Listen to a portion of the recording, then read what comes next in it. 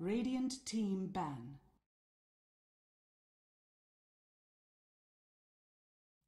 It's the bottom of the night, and we're all knotted up in this North American slugfest. Evil Geniuses taking on Team Liquid. More than just bragging rights on the line. We're talking about a chance to advance to the next round of the G-1 Western Qualifier and a chance to potentially find themselves live on LAN across the sea. I'm EC. This is One More Game TV2. If you missed Game 1 and Game 2, you damn well better catch the VODs because it has been an absolute back-and-forth tug-of-war battle of the big boys. EG took Game 1. Team Liquid bounced back strong in Game 2. And now we're all knotted up, even though the scoreboard at the top doesn't reflect it. Come on, guys. Come on, man. I was just going to say check the scoreboard. I actually had a great segue. Come on, guys. It's okay, though.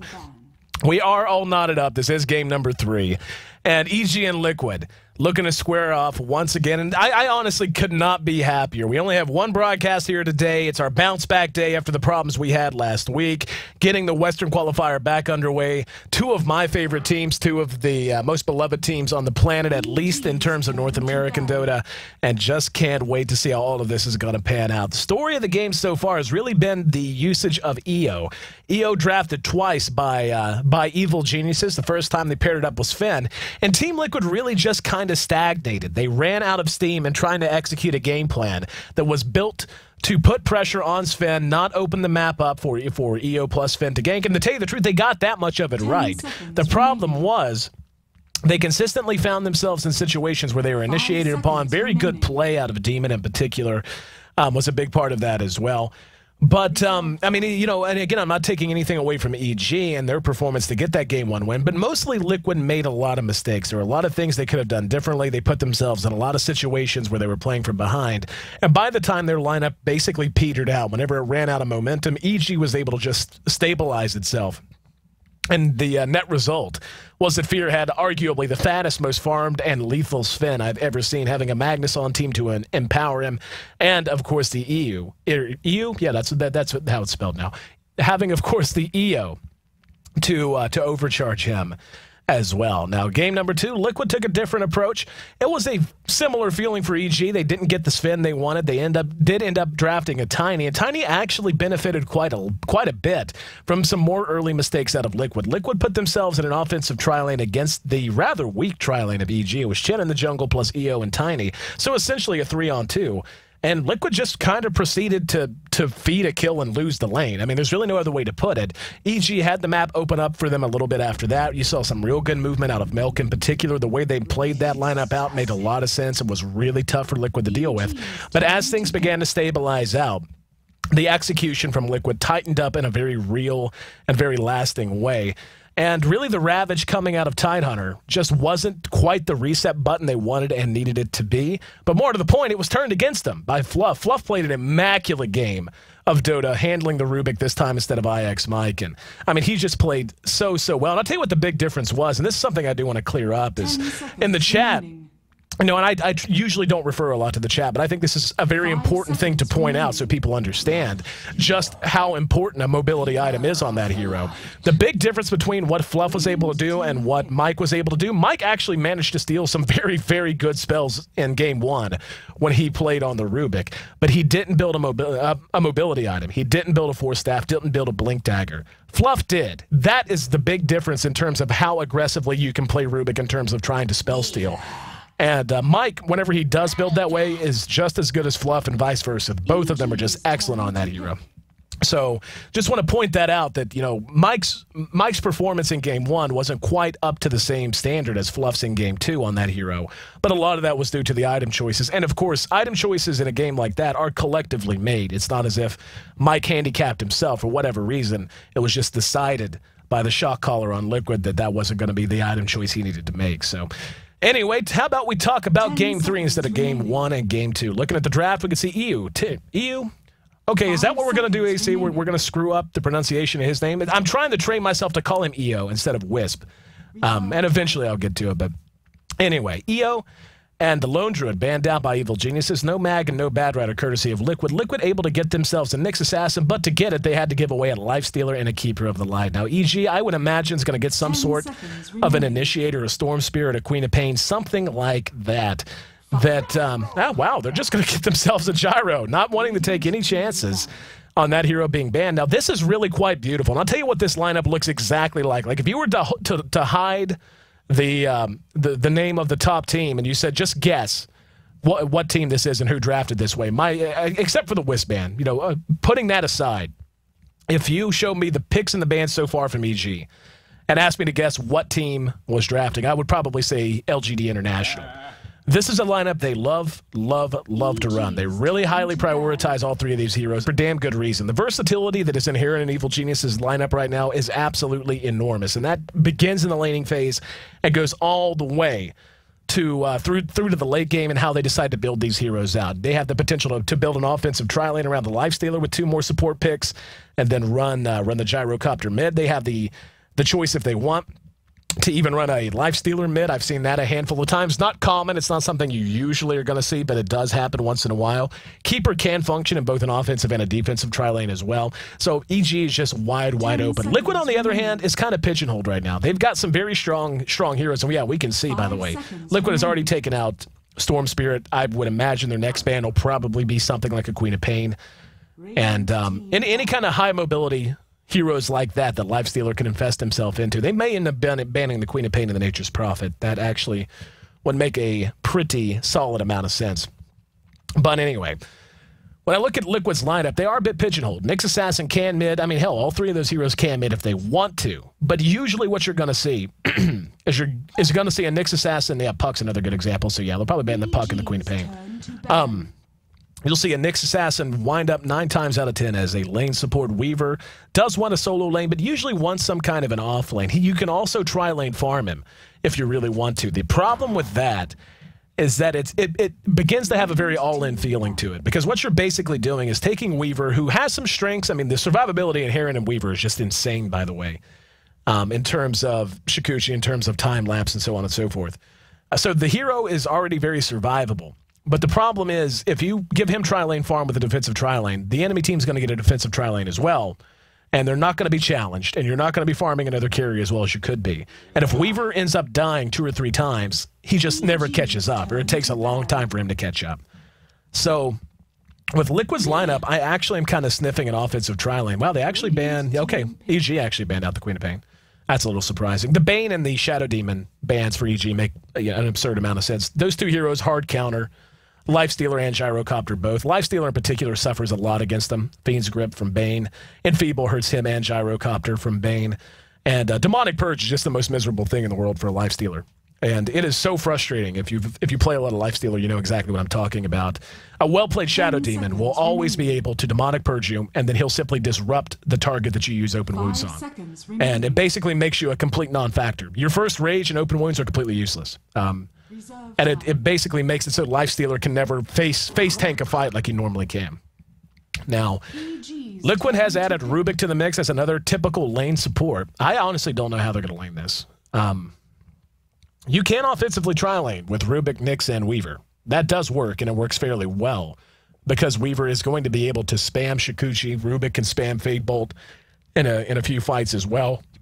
And Nyx Assassin, just because of the strength of Carapace and how good Impale is, even with just 1 point into it, is a very good anchor hero for an offensive tri-lane. But what worries me right now is when I look at Liquid's lineup, I see a lineup that wants to fight. Yeah, and now with the Undying pickup out of EG, I think the word I would use is robust. Evil Geniuses has a very robust team that can do a lot of things well. They can team fight absurdly good early on. Right now, their big sticking point is they lack initiation. But they have Call Down, they have Rocket Barrage, they have Flat Cannon out of Gyrocopter if they want to build a Shadow Blade on him to give him just that much more punch in the mid-game. You have an Undying and all that he brings to a team fight with the bonus damage with the Tombstone and how miserable that is to fight in. Keeper of the Light with Illuminate, push and counter push, the stability he brings to a team. And then Lifestealer, who, if you're able to get him off to a good start, can not only take over in the mid-game, but can also be a damn potent late-game carry as well. And again, they still have the chance to offensively tri-lane. Like, their lanes are so wide open right now. They can offensively tri-lane with the 3 they have now. They could honestly defensively tri-lane the Lifestealer, bail out on the Gyrocopter, and send him mid. I mean, it's just wide open. Liquid, they have some flexibility too. Their lineup is not nearly as robust. Their AoE damage is okay. Their single target damage is okay. Nyx Assassin, once he hits 6, if he can get a quick 6 and have Vendetta up and ready to roll early, that'll help a lot. But Liquid just is... I'm having a hard time seeing how Liquid's going to fight. Their last pick will tell us a lot. But right now, I mean, you're going to want to hook in with the clockwork, obviously. Then Weaver's just going to do what Weaver does, which is dance around the fight, constantly Shikuchi, prioritize squishy targets, and try to drop them as quick as you can. Nyx Assassin will probably look to burst down the highest priority target. And and that all makes sense. But then what? What after that? What after Clockwork drops his cogs and hooks? Rubik needs to steal spells, and he's going to have plenty to steal. That's the one thing they do have going for them. I mean, there's so many high-value spells for him to steal on the 4 heroes that have already been drafted by Evil Geniuses. Shadow Fiend is a good hero, but again, when I see that pick, Evil Geniuses' lineup is just so robust. It is just so well-rounded. They can fight at any stage of the game. They can offensively or defensively tri-lane. Liquid, all of their heroes die really easy unless everything goes right. Like Clockwork, yeah, maybe not so much, and Nyx Assassin can kind of rely on Vendetta to get him out of trouble. But for the most part, like Shadow Fiend and Weaver, if they're locked down, and they have a lot to lock them down, well, a comparative amount, have a lot of slow effects that they can focus on. But again, the big weakness that EG is going to have, and what Liquid absolutely has to exploit here, is going to be they lack no real initiation. In fact, outside of homing missile, they don't have a stun. Yeah, they don't have a single stun outside of homing missile, now that I look at it. And homing missile, not exactly the most effective stun in the world. But they do have a lot of slows. They have a lot of things that can mess with you. They have this, and I'll run through that here in just a minute. Make sure there we go, get to the proper screen. But, when you look at their lineup, they've got the slow from Side Trap. They've got Open Wounds. They're going to have the slow inherent and cooldown. They're going to have the slow that comes off of Tombstone. EG, if they can get on top of Liquid's going to be hurting. And at the same time, and this is what I was talking about when I used the word robust, let's say Liquid does a good job of initiating, and they throw a good hook from Clockwork, and they get a good fight started. How do you stand and fight against this? How do you stand and fight against Flat Cannon, Illuminate, Tombstone, and the spill damage from Psyblades? There's just so much that works so well together for EG. In the stun department, Liquid is much better off. They have, Telekinesis is disable. The mini stuns associated with Battery. And Nyx Assassin, of course. But they don't have any AoE stuns either. They have cogs, which I guess technically counts, but nothing just where you just know in an AoE you're going to get somebody unless you land a hook. But this is going to be an execution match. And either team can have an advantage at any given point and any given fight if they get the jump on the other side. And then, that's generally true.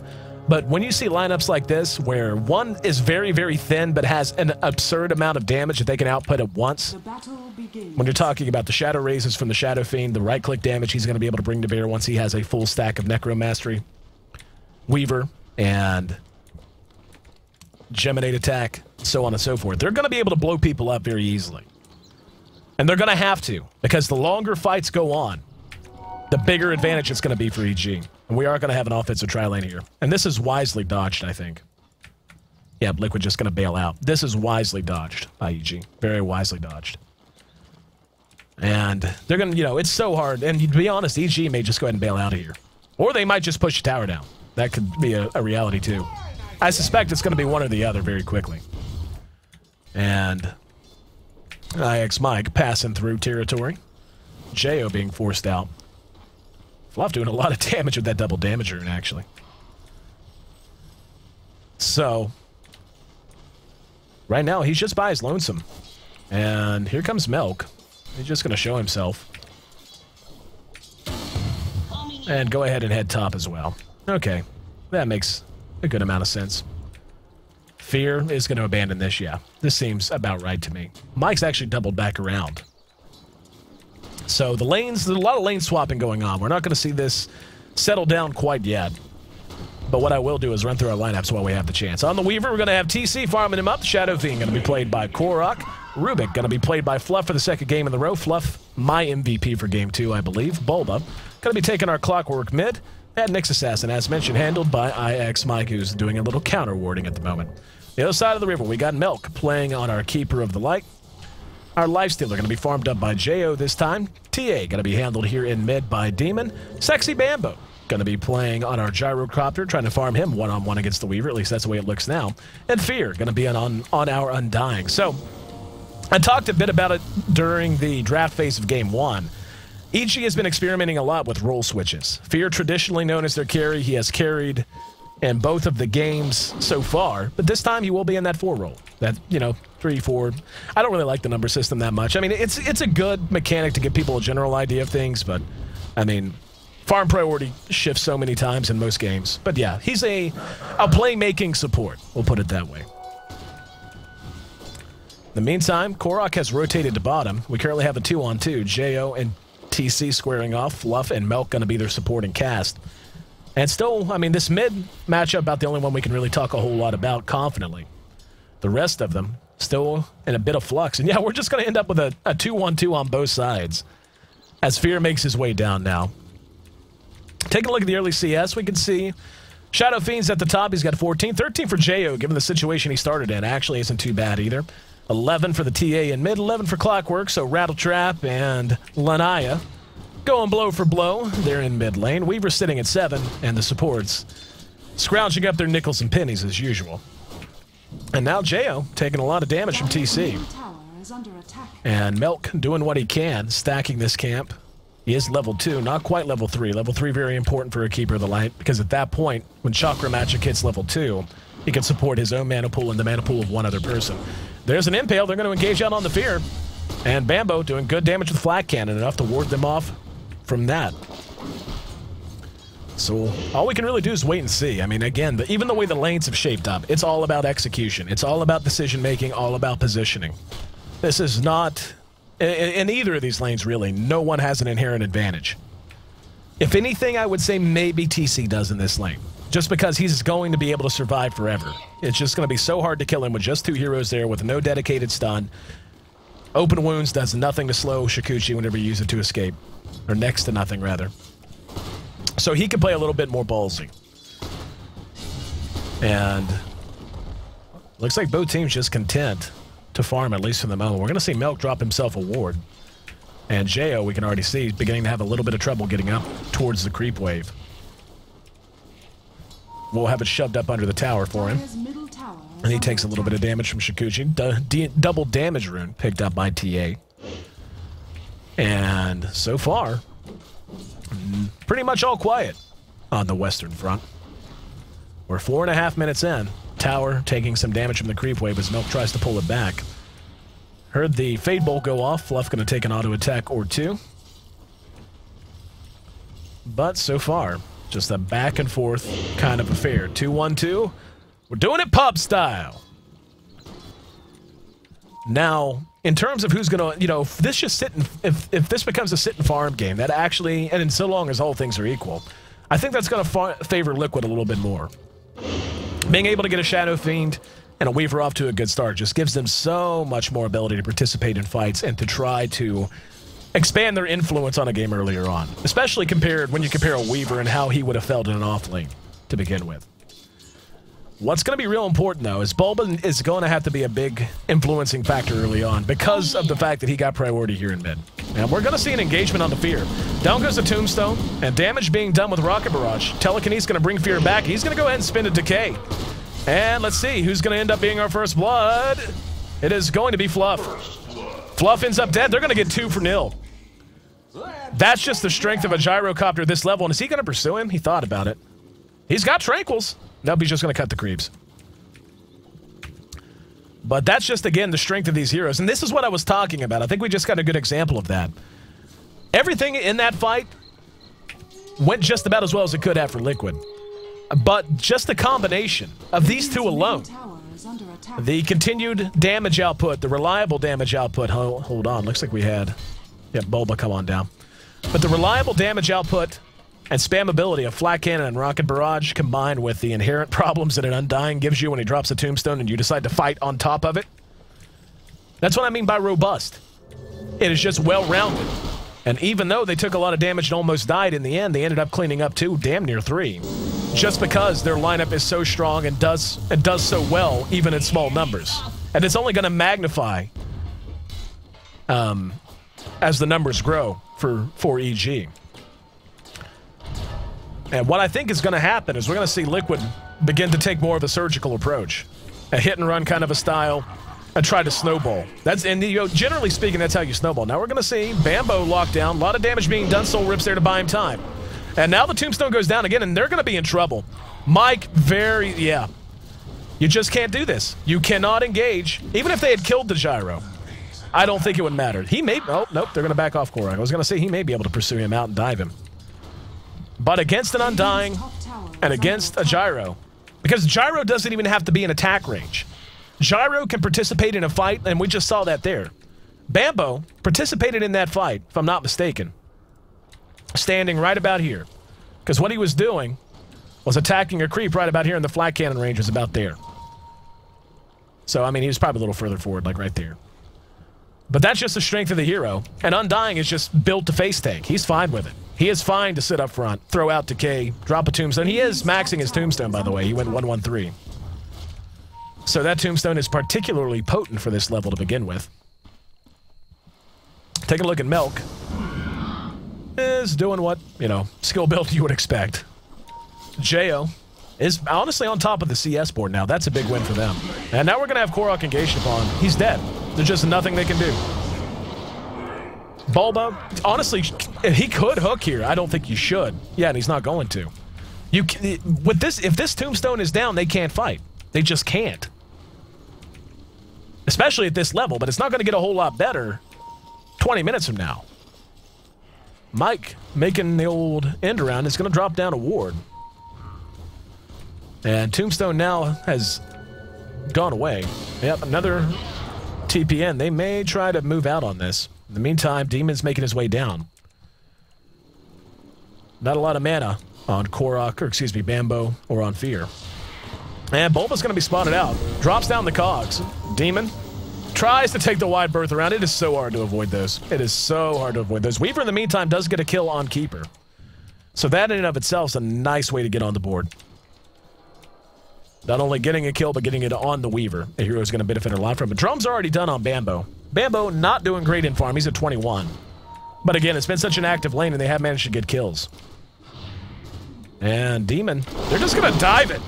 YOLO's his way in with the refraction up. Just about one-shots Mike. Mike making a run for it. He's going to end up dead. Koroks is down for sure. Again, I predicted this. How do you fight? Like, how are you going to fight against this? You have a lot of heroes that can do single target damage and that can be played in a surgical style. You know, if you land your Shadow Raises, a crap ton of damage. Weaver is going to dance around a fight and be impossible to kill, do single target damage. Nyx Assassin going to blow you up single target, so on and so forth. But even in numbers as small as 2, the heroes from EG all work together so well that you just can't fight. And they played that about as ultra aggressively as they possibly could have. And, you know, at this point, I mean, I look at the lineup of Liquid. What are they going to do? They don't have a real way outside of Bulba to deal with the Shadow, or excuse me, with the Lifestealer. And even if they do, even if they manage to land a hook and cog him in, you have TA, who's going to have a Blink Dagger soon, is going to be able to jump on Shadow Fiend and just blow him up over and over again. I mean, not to say the game's over, but I do feel like EG outdrafted Liquid, point blank. I don't feel like there's any question about it. And they have certainly outplayed them in the laning phase. This is just dire straits for Liquid right now, because they do not have a team that can turtle well. They just don't. They have a team that wants to be taking fights on their own terms, especially, and again, I talked about the weaknesses of EG's lineup and where they are right now. EG has a lineup that doesn't have a whole lot of stuns. They have homing missile. They have a lot of slows, a lot of ways to influence a fight, but no dedicated stuns.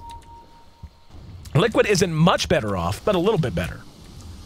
So the way to abuse this lineup is to take control of the game and take fights on your own terms. Eating Illuminates in the face like that certainly doesn't help. But so long as EG's ahead, they can just dictate the fight over and over again. And now Jo is getting the free farm he wants. He's at 65 last hits. He's going to have an armlet up very, very soon. And I worry quite a bit for Liquid right now. The gold, 4,000 to the advantage of EG, 3,000 experience. And I'll tell you what's heartbreaking about it is you look at Liquid's lineup, and you can see exactly what they're going for. They have the ability to lock down the Lifestealer with the Clockwork. They have excellent right-click and reliable mid-game as well as late-game damage out of Weaver and the Shadow Fiend. The ability to just blow people up because you're right-clicking so hard, especially for Shadow Fiend. You have a nice mix of physical damage and magic damage. Shadow Rays gives you so much extra magic damage in the mid-game. Then you have the physical damage of the right-clicks as mentioned, as well as Nyx Assassin's ability to blow targets up. But they had to have a better laning phase. And by the time the lane switching was done, EG was just ahead in all fronts. And we can see, I mean, Gyro, if there's one bright spot, it's the fact that Bambo is not farming well. That's one thing they can rely on. Problem is, you know, they've got 2 carries that are ahead of Bambo, but TA is going to do just fine carrying the water through mid-game. Yeah, Demon's almost got a Blink Dagger. And TA is a hero that does snowball. In fact, TA snowballs worse than a Gyro. No doubt about it. A TA that gets ahead and gets a bunch of kills early just gets out of control. Gyro, even if he's having a great game, still tends to need a lot of farm to really be effective. And Jo finding what farm he can. But that same thing with Lifestealer. He's just one of those heroes. The further, you know, the more kills he gets, the harder it is to kill him. That actually sounds so simple, it's stupid. But it's the truth. Some heroes just snowball a lot harder than others. And Gyro can snowball, don't get me wrong. But not the way a TA or a Lifestealer can, for the most part. You can still beat him just tactically by focusing him down because he hasn't had time to farm the super survivability items he usually wants. TC just going to go into time-lapse. Jo healing up a bit while he can.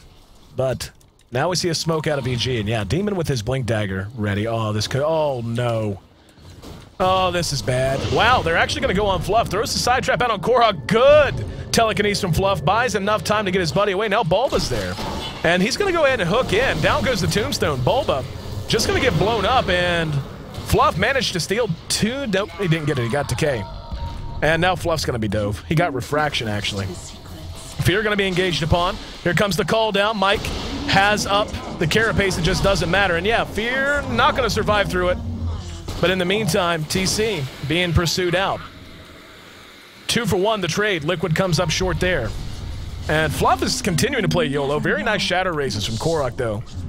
Clean up the TA. So Liquid does make it a 2 for 2 exchange.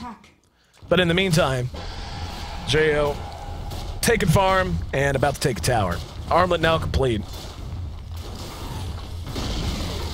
And the tier 1 will end up dropping. So that's 2 towers down now, favoring Evil Geniuses. All the towers still standing on the side of Liquid.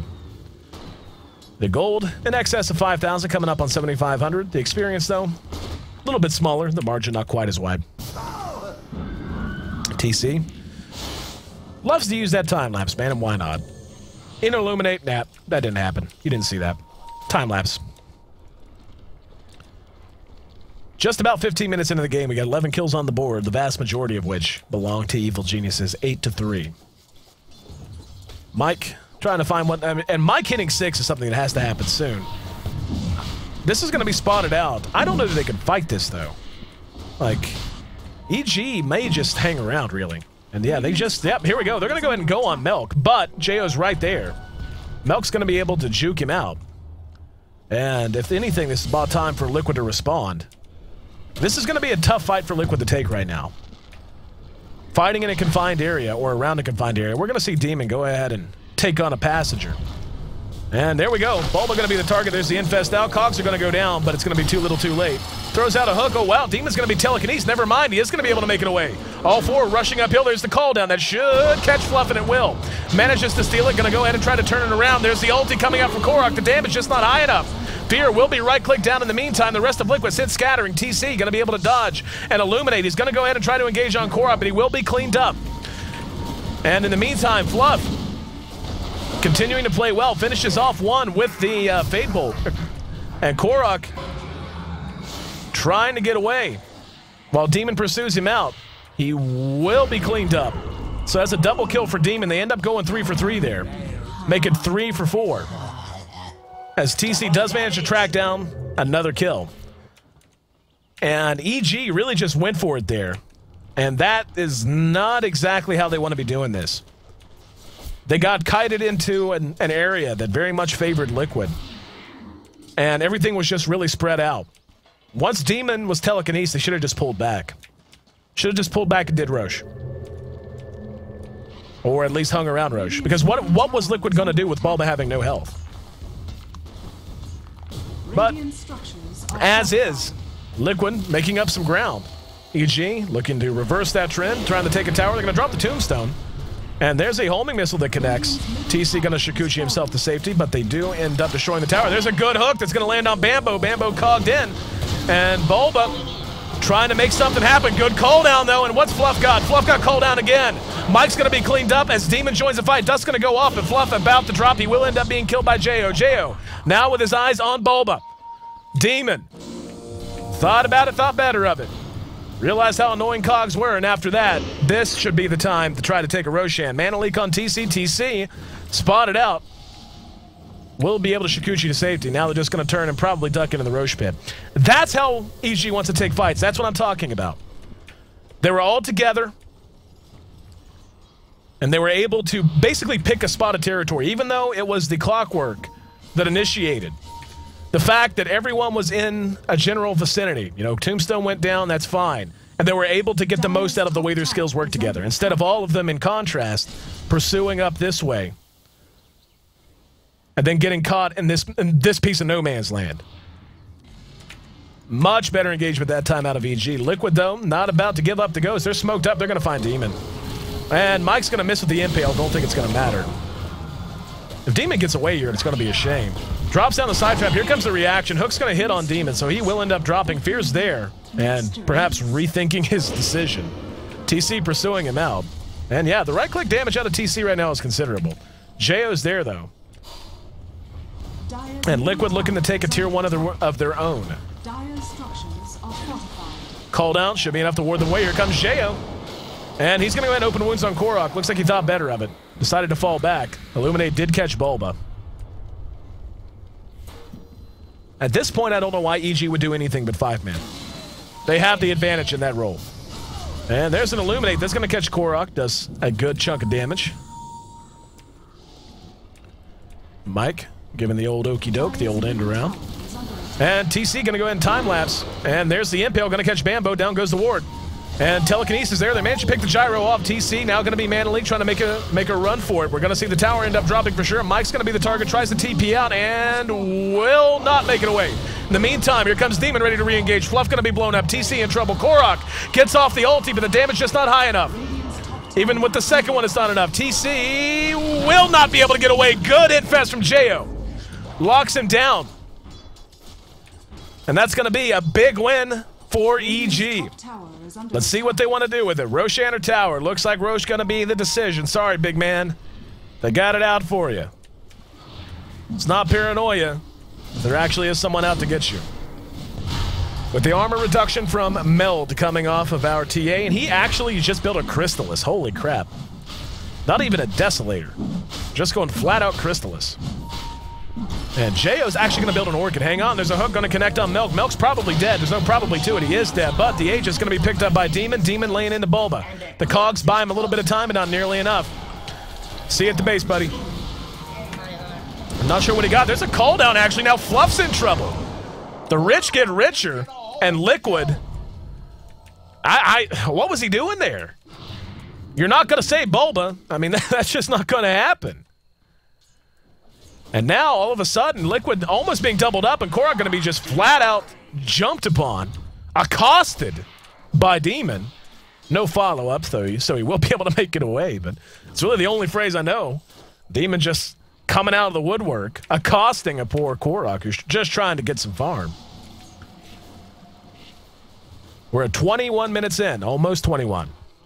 Take a look at the goal graph. Yeah, About what you'd expect. EG in good shape. Coming up on 10,000 in their advantage, 7,500 experience their advantage. Stand-in Bambo, who did not have the best early game, is now beginning to make up some ground. 3 of the top 4 farmers in net worth, all belonging to Evil Geniuses. The Lifestealer, the TA at the top. Then Korok, followed by Bambo. And Bambo was at one time being doubled and tripled up by most of the farming carries, so he has actually done a great job of bouncing back. Demon has the Aegis. They're going to look to get some use out of it sometime soon. About 4 or 5 minutes left on it. And yep, we're going to see him brought in by Milk. And here, Bulba going to eat the open wounds. Down goes the Tombstone. Here comes Demon. Demon going to be focused, fired down. He has the Aegis, and he's going to have to use it. Call down will catch everyone. What a huge amount of damage output. Rocket Barrage, call down, Tombstone, you name it. Remember that word, robust? I think that's pretty robust team fight, especially when you're just YOLOing and chest-outing your way behind the enemy Tier 2 at 22 minutes. Tier 2 gonna go the way of EG. It cost them an Aegis, but one they're quite happy to pay for it. And the map control now beginning to get rather sparse for Liquid. There's going to be a hook attempt, not going to connect. Jo raged. Now, Jo having that Orchid up is such a good choice. The ability to lock a Weaver down reliably, to open wounds a Weaver and then Orchid him and be like, nope, you are slow. You actually can't time-lapse. You actually can't go invisible like the jerk that you are. Such a smart play or build for Jo. Because damage is not a problem. I'm still a little surprised that Demon actually went straight up Crystallis. I mean, it's damage, so I mean, it's not like it's like, oh, it's the biggest thing in the world. But usually you'll see Desolator just because of the armor reduction from Meld plus the armor reduction from Deso lets everyone do good damage. But anyway, back to business. Korok once was a poor boy. Nobody loves him. He's just got a BKB and a set of treads at 22 minutes in. Highest farmer on Liquid, but still coming up quite short in comparison to EG. Take a look at the Weaver. Yep. Remember what I was saying? Remember what I was saying, TC? And Bulba might be there to bail him out. Oh, good time lapse. Got away just in time. And Jo gonna have a turn back around on him. He's got an infest if he needs to spend it. And nope, he's just gonna be cleaned up. Here comes Demon though, ready to clean house. And he's gonna be focus fired down. A little bit of save your buddy syndrome. And TC says, yeah, I heard you, AC. Don't worry about it. He can't kill me fast enough yet. Now Liquid rattling their saber in the shadow of this Tier 1 top. Milk pursued out. Fluff's right there. He's going to be silenced after he telekinesis. TC ready to do some damage. Rocket Flare helps. There's Call Down. And they're going to go ahead and bring down the Tombstone. And they may be able to get, not quite get TC for the trouble. The Tombstone being down is actually a big deal. That's a mistake from Fear. Tombstone should not have gone down there. Don't know if they could have saved the tower to begin with, but that Tombstone accomplished nothing. You don't want to throw down a Tombstone as you retreat unless you're just ready to run to the well, which granted, he is running straight for the well, so maybe that was the plan.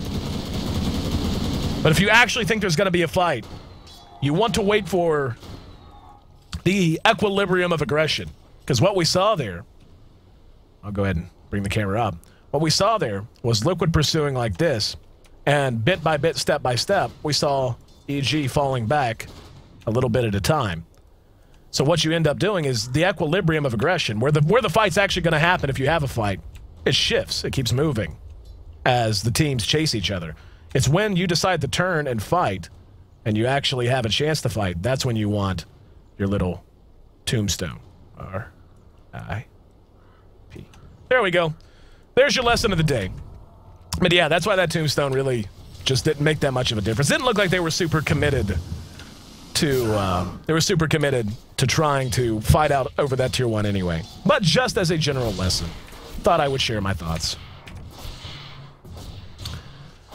Equilibrium of aggression. That sounds really wordy for a concept that's much simpler. I'm sure there's a much better way to say it. Tweet at me if you can think of a better way to say it that doesn't sound quite so, I don't know, stupid. Because that does sound kind of stupid. We're at 25 minutes into this game. We got 34 kills on the board. 21 belong to Evil Geniuses. We're all knotted up in this best of 3. Winner going to advance. Loser will drop down to our lower bracket and be 1 series away from elimination. Showdown of North American talent. And something I should correct, by the way. I was thinking about this during the break. I was talking about teams that are favored to come out of the Western Qualifier, I mentioned, the big names, Alliance, Liquid, and hold on. We're gonna, never mind, it's Illusion. Alliance, Liquid, and Na'Vi. The teams that I think most people would label as the favorites. Oh, good hook. Hold that thought. Demon engaged upon Bulba. Gonna eat a lot of damage. Now the Cogs really confounding things. Here comes the call down. Tombstone is down as well. Mike gonna end up blown up. Fluff not much better off. And EG clean in house. There's a great hook from Bulba. Got the target he most needed to get. The follow-up just wasn't there. And again, this team of EG that they drafted is just so robust in the way they fight. It's so hard to fight them even under the best of circumstances, even with good initiation. But I wanted to amend my statement that the three favorite teams, being Alliance, Team Liquid, and Na'Vi, need to add another name in there that I think deserves a lot more credit than they get. They're quietly one of the best teams on the planet, is Dignitas. Dignitas is a phenomenal team that I think most people, myself included, I mean, in North America, they certainly are blow for blow with EG and Team Liquid. But they are just quiet. They're a team who quietly comes in and places in the top three of everything, basically. They win a lot of stuff. But if you look at their record and the way they play, they're just quietly always in the running for a championship. Doesn't matter what it is.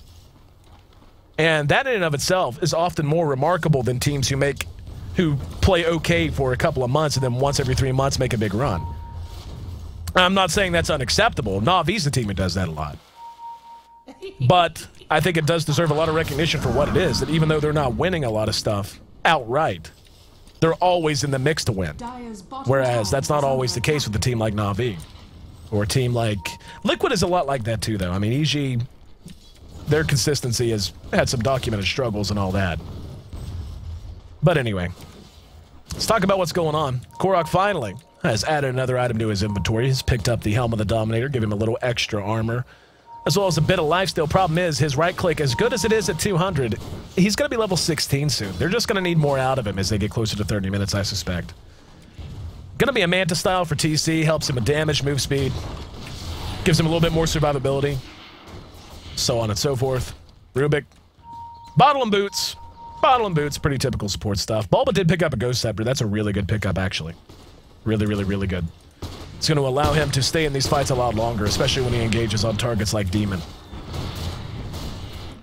Nyx Assassin, pretty barren. Poor Mike, not having the best game. 7-2 for Jo, 6-3 for Demon, 6-3 likewise for Bambo. 4-1-7 for our Weaver, 4-4 for Shadow Fiend, and then a grab bag after that. Keeper of the Light with his mech done. Been done for a bit. Want to see what Jo is going to pick up next. He's got himself an armlet, phase boots, plus that Orchid. I still love that Orchid pickup. I think it's just fantastic. Bambo, looking like a pretty typical gyro. Opting to go with the more stable approach. And this is, I would call this the most cookie cutter way to build a gyro. And there's nothing wrong with it. It's just very... It's very milquetoast. It's very effective, but very bland. Just getting survivability items that also contribute other things. I mean, the BKB's core. Drums, very nice, stable way to get through to the mid-game in terms of your stats and so on. Then going with a Mana style. Gives you extra damage, gives you extra push, gives you extra survivability. And Old Fear, he actually finished that pipe a while ago, long time ago. He's added a gem to his inventory as well. We're running up on 30 minutes now into this game, and yeah. Believe that tells the story.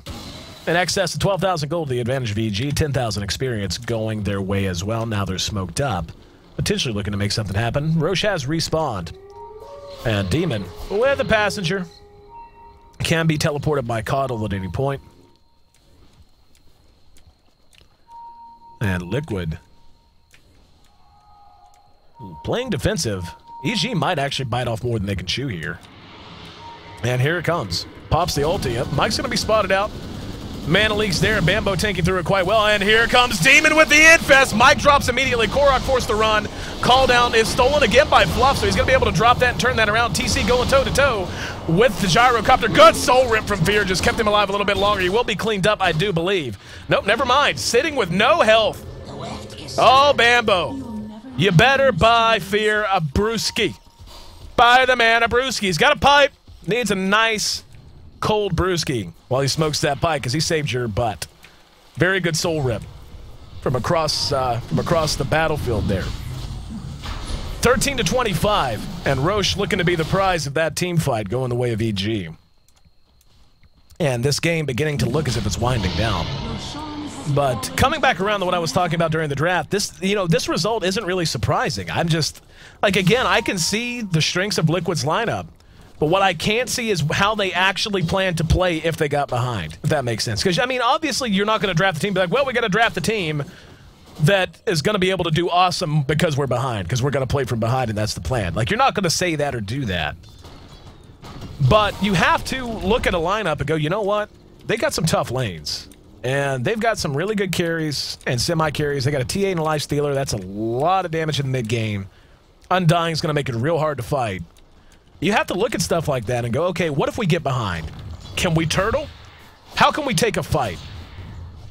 And I just really, I mean, so far, except for the times when EG is overextended, it's basically been on the back of smoke and just punishing poor positioning for EG. Like, we've yet to see a full 5-on-5 that just went the way of Liquid, that didn't break out in a way that benefited them to begin with. I do feel like they're getting a lot out of this lineup, given how dire the situation is for them. So I'm not saying they're playing poorly. I just, again, think that a lot of this game's result comes down to the draft, and I feel like EG definitely got a big, big advantage there. And looks like we may have the beginnings of a... Yep, we're just going to see Demon with his passenger. Teleported to top via Coddle. We'll see how they want to play this out. Demon's going to go ahead and give the old end around. Going to find himself a haste rune. Not a bad rune to have if you're a TA. And we can see counter warding being done. And Cogs are going to go down to try and buy some time. Demon throws out the side trap. And they're just going to push this in. Yeah, a lot of damage being done already. And that tower not long for the world at all. TC trying to find what farm he can. Radiant's top tower has fallen. But, so far, the game's still very much in control of Evil Geniuses. Roche, or the Aegis, I'm sorry, has a few more minutes left on it. Is in possession of TA. And the Cog's doing very little. Out comes Jo. And yeah, I mean, it's like, how do they start this fight? Even if, yeah, okay, so you hooked in, Cog's gonna go down. Now, they gotta fight around the tombstone. Here we go. Jo taking a lot of damage. Bulba in trouble below, pops the Ghost Scepter. Korok's doing good damage from the high ground. Demon laying into him. Is gonna be able to pick off one, but the rest of EG just gonna steamroll over them. And yeah, that's pretty much GG. There's no playing from behind now. And yeah, TC got a tower, but oh well. I mean, it's just doesn't matter. But yeah, that's what I'm talking about. That's as good an initiation as they could ask for. But how do you fight around Call Down, Flat Cannon, Rocket Barrage, and Tombstone? How do you do it? I just don't know. Especially when you got to deal with miss percentage, 80% miss chance from Blinding Light. One set of racks down, soon to be two. And EG getting their redemption in a big way.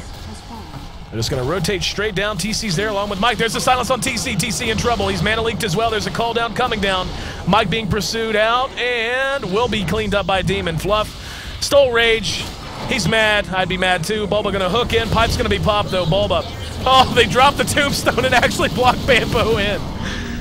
But even with the buyback from TC, GG's come out.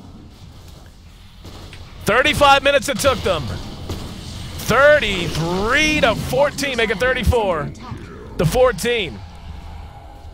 And Evil Geniuses, the team who was eliminated, the team who was donezo, knocked out by Absolute Legends in round one, given a chance for redemption when Absolute Legends had to withdraw, meet their biggest rivals on the continent in Team Liquid, and for the second time in 3 days, managed to get a win, advancing themselves to the next round. A team that no one, up until, honestly, I mean, if you look at the actual bet percentages on Gosu Gamers and on Join Dota, etc., if you looked at the bets for EG versus Liquid in those matches, or in that match, it was 90% in favor of Liquid. So up until the last 3 or 4 days, most people had written EG off as a team that was just completely out of their rhythm. But now, brought back from the dead, given another chance to compete for a spot at the G-1 Live LAN Finals. They make it count in the best way they know how, managing to get themselves a 2-1 victory in a series that went the full distance. 36 seconds, or 36 minutes, 13 seconds, the official game time. 50 kills, almost all of them, in the back pocket of Evil Geniuses. And they advance. Team Liquid not out yet, though. They will be dropping to the lower bracket here at the G1 Champions League, but have a chance to fight their way back.